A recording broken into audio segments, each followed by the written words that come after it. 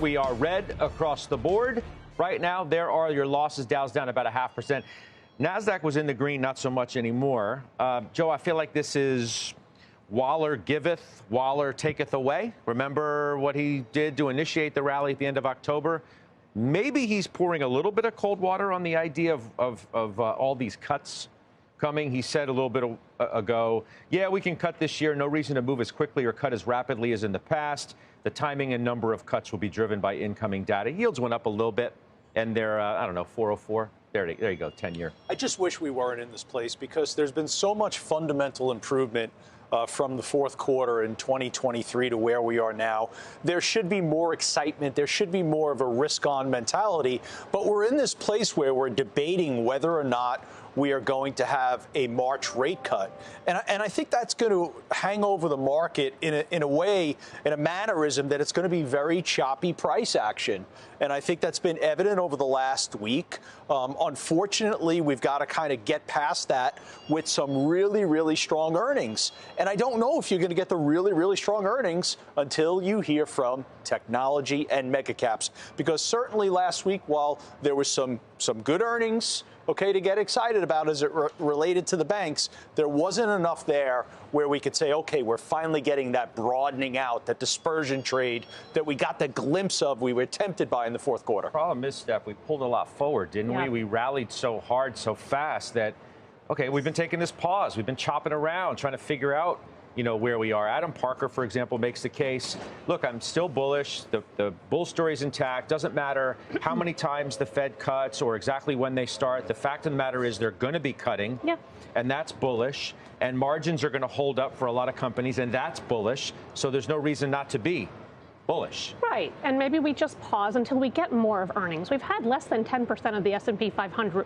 report. So you can't make a conclusive decision at this point in time. Yeah, we rallied 9% from the October lows, and we did see a broadening out. And that's kind of giving back a little bit. But Waller, the comment he said was, we're almost as good as it gets. That's pretty good. GDP is running to 2.5%.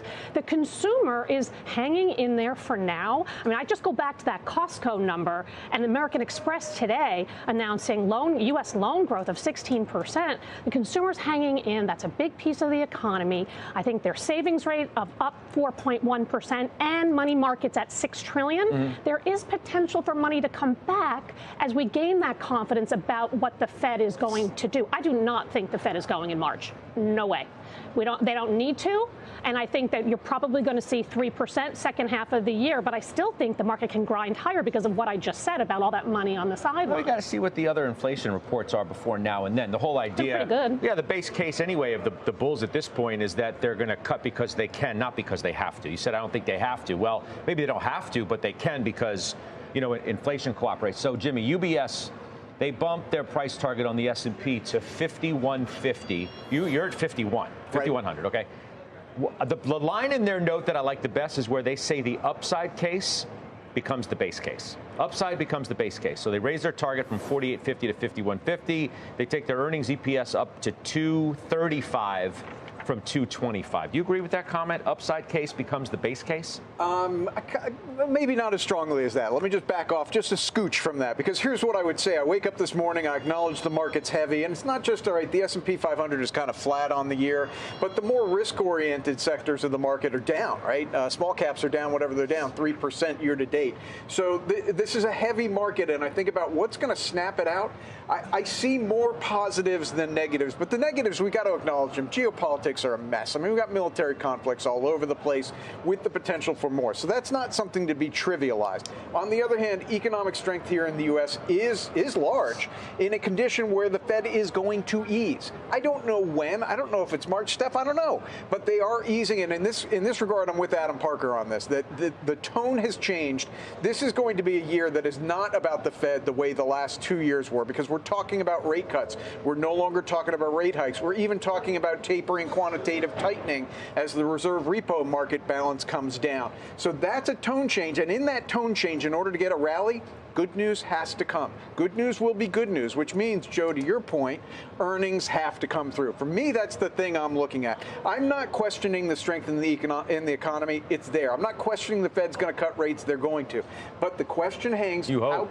You hope. Okay, I'm being a little provocative, but you hope. Yeah, sure. I never know the future with certainty. Feel pretty strongly that they're going to cut rates this year. Yeah, but a GDP of 2.5% GDP, that gets you a decent top-line number. Plus and the margin side that we've been talking about for a while. Exactly, Steffi. Inflation. So to answer your question, I think UBS is a little, puffing their chest a little bit, but I can kind of get there. It has to come through in earnings. That's what this year is about. All right, Josh, your take.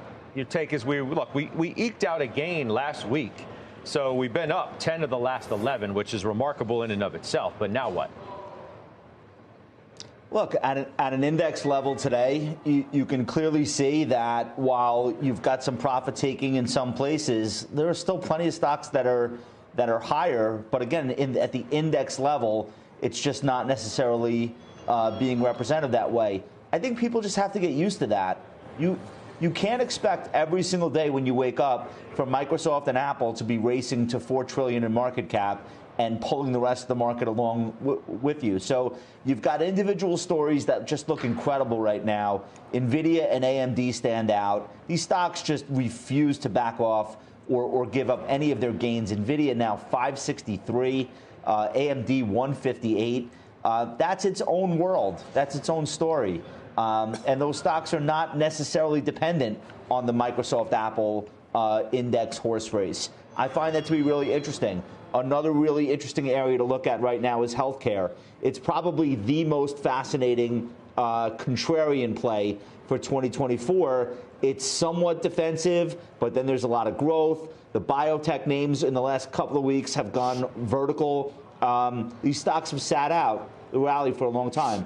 So I think that we just have to reframe the conversation about what is the S&P doing today and start thinking more in terms of, are there opportunities away from Apple, Microsoft? And if you can do that, you'll take the red days as they come because they represent opportunity.